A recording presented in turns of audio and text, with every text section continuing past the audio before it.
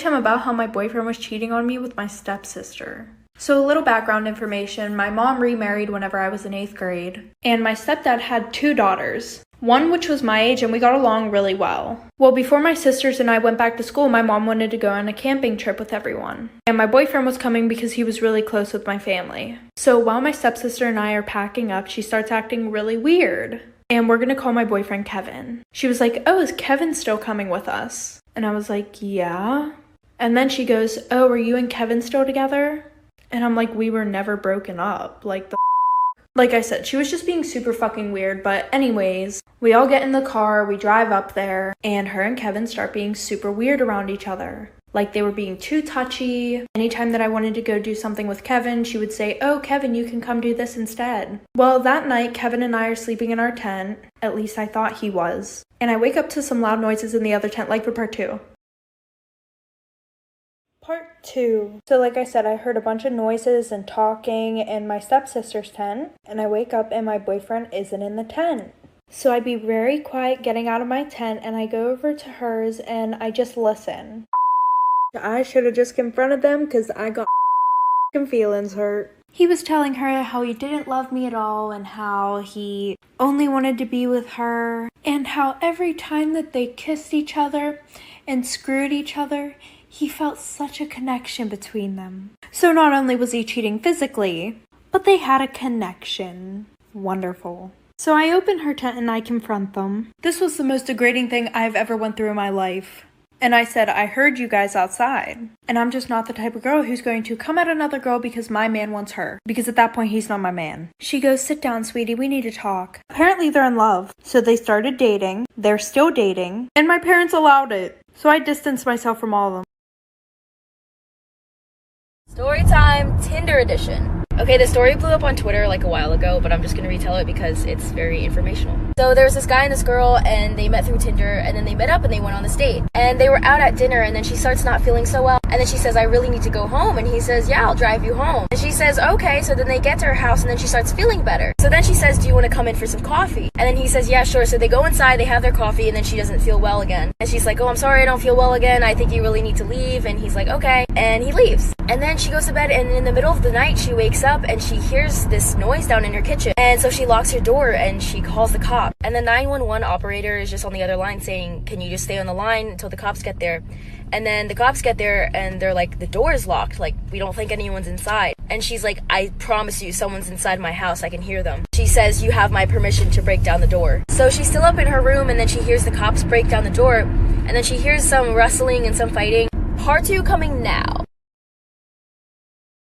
Part 2 of the Tinder story. So then after the cops break down the door, they go upstairs and they knock on her door, and they're like, "It's okay, we've got the guy, everything's fine." And they say to her, "We don't really want you to stay here tonight. We don't think that you should see what he's done." And when I say he, it's the guy that she went on a date with. And she's like, "No, I need to see what he's done." So she goes downstairs and she sees her kitchen wrapped all in plastic, and there's a saw and a hammer and a knife.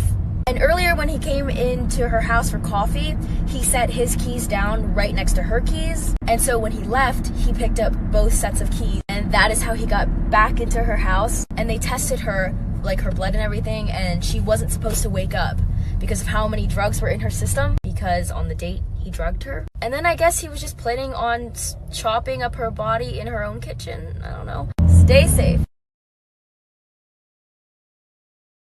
This is why you should never lick envelopes unless you want, well, you'll see. A woman in California who worked at the postal office dealt with tons of envelopes. Now, normally she used a wet sponge to wet them, but she ran out of the water, so she decided to lick a couple envelopes to get them closed. In the process of licking it, she ended up cutting her tongue. She didn't think anything of it until about a week later when she noticed a huge lump forming on the side of her tongue. The doctor took a look at it and said, "We need to do surgery and get this thing out of here." The doctor started to incise the lesion out, but then he noticed something crazy. Out from the hole came a live cockroach. It turns out that the envelope had cockroach eggs on it, and when she cut her tongue, the eggs went into her tongue and started forming into live cockroaches. I don't know about you, but I'm never licking envelopes again. Storytime about how I found out that my mom my boyfriend. So a little background information. My mom had me whenever she was 15. So we were always super close because we were so close in age. Well, during my senior year of high school, I started dating this guy. I was 18, he was 20. Well, after dating for a little bit, it was time for me to go off to college. And we didn't want to do long distance, so we kind of just cut it off. And instead of going to college, he just wanted to work, so he stayed in my hometown. And he was pretty close with my mom, too, because during my school year, he got kicked out of his parents' house and came and stayed with us for like a month. And we're going to call him Bryce. Well, I get a text from my mother the one day, and she's like, "Hey, honey, Bryce wants to know if he can come stay here. His parents kicked him out again." And I was like, "No, that's weird. Like, we're not even dating. What the f***?"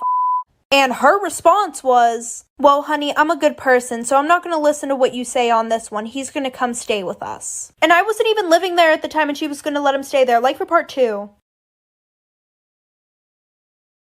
Part 2 about how my fucked my boyfriend. So like I said, my mom was trying to be a good person, so she let Bryce stay there. Well, then COVID hit, and my college was basically like, "Yeah, you guys can't stay here anymore, go somewhere else." So I packed up my things and I went home. And she told Bryce that he couldn't stay there anymore because I didn't feel comfortable with it. As she should. Well, then she started acting really weird.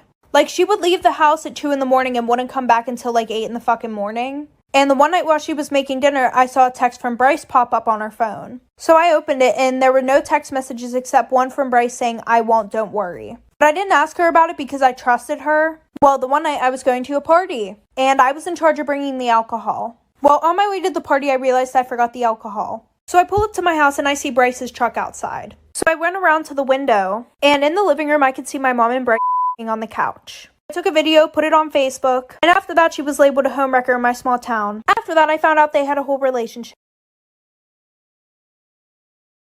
This is why you should never leave the table when you're on a blind date. One of my best friends and I worked at the same restaurant. When I came in later that day for my shift, she told me a crazy story. She said that her first table were this guy and this girl, and she could tell they were on a first date. The girl was nervous, so she ordered a glass of wine. As far as she knew, the date seemed to be going well, and the girl got up to go to the bathroom. Right when my friend was about to come over and bring the silverware, she saw him put something in her wine. My friend, obviously terrified and freaking out, let our manager know, who then let the police know, and ran into the bathroom to tell her what was going on. The girl ended up staying in the bathroom until the police came, arrested him, and escorted him out of the building. It was noon on a Tuesday. You don't think you're going to be drugged at noon on a Tuesday. It was on Valentine's Day. Okay. Very romantic. And I was in the toilet paper aisle because I did have diarrhea. What a dream to have diarrhea on Valentine's Day. Mwah. And all of a sudden, this has never happened to me before, I fainted. So when I black in, there are 2 people standing over me. An old lady and a very attractive gentleman. And the old lady's like blocking him, and she's like, "You're okay. Everything's okay." And I'm like, "Bitch, not okay. You're standing between me and my future husband." So finally she moves, and it turns out that the young hottie is the EMT. And he's like touching my head, and he's asking me all these questions. He's like, "What's your name? Do you know what day it is? Where do you live?" And I'm like, okay, wow, he is obsessed with me. He's like, "When's the last time you ate?" I'm like, oh my god, he is about to ask me out to dinner on Valentine's Day. His next question was, "Are you on any medications?" And I was like, okay, yes, I'm on birth control, but I'm not that easy. That is the second date question. We get to the hospital. He rolls me up next to this person who's definitely on drugs, and I turn around to see where he went, and he's gone. Here's the moral of the story. Men are pigs, and they will string you along, and they will break your heart on Valentine's. One time I was in the shower with my ex-boyfriend, and he saw me washing my butt crack, and he said, "Why are you washing your butt crack?" And I said, "Why wouldn't I wash my butt crack?" And he said, "I didn't know you were supposed to wash your butt crack. Are you sure you're supposed to wash your butt crack?" And I said, "Yeah, you poop out of your butthole, so you need to clean the surrounding areas." And he said, "Really? No one ever told me this. Why would this be true? Let me ask the boys in this group chat." To which they all responded, "Why haven't you been cleaning your butt crack your 24 years of life?" Story time about the girl who was absolutely obsessed with me in high school. So it was my junior year in high school, and I'm just gonna tell you guys the first story of how I knew that she was absolutely obsessed with me and wanted to be me. Well, I had been dating this guy for like a month, and I sent him nudes. Well, my nudes got spread around the school, and everybody knew they were mine until this one girl, and we're gonna call her Addie, started saying that they were hers. I guess one of my friends was talking about it in class and they were like, OMG, did you hear that her nudes got leaked? AKA mine. And Addie was sitting at the same table and she said, no, those are my nudes. And at first I thought this girl was just trying to be nice. I was like, oh, well, that's nice of her, you know. Like, maybe she's just trying to say that so that way nobody will bully me, I guess. Well, the one day I texted her about it. And I was like, hey, like, you don't have to do that. It's fine. I'll take responsibility for it. I did it. And she was like, what are you talking about? Those are my nudes. Like for part 2.